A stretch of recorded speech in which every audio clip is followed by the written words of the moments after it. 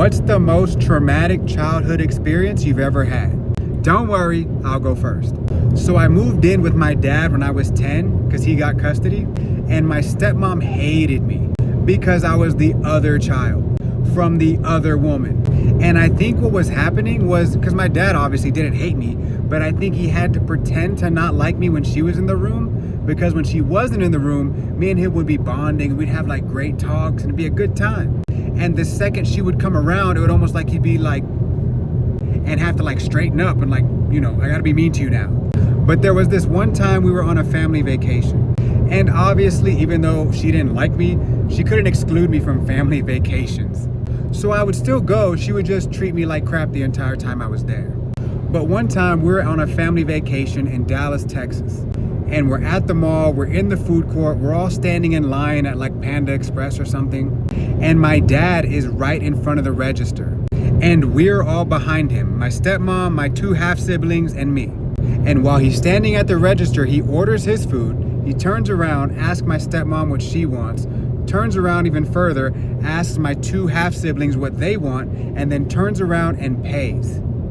Now my half siblings were like 6 and 7 at the time, so it's not like I was hidden in the back and he just forgot. Like, no, he had to make eye contact with me and then look down at them to get their order.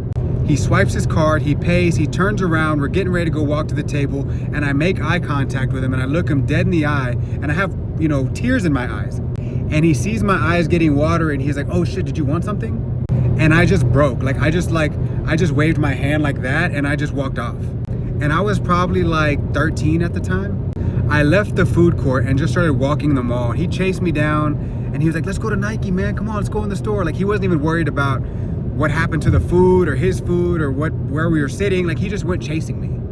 And we're like in the Nike store. He's like, you like this? This will look good on you. This will look good. What, we want some shoes? And he starts putting stuff in my hands. And I'm holding like all these clothes and like all these shoes. And I just like want to drop it.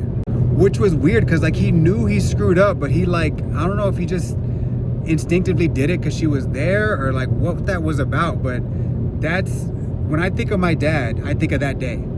Being like, I don't know, I just felt like so unimportant, unseen, like almost like he didn't even know I was there.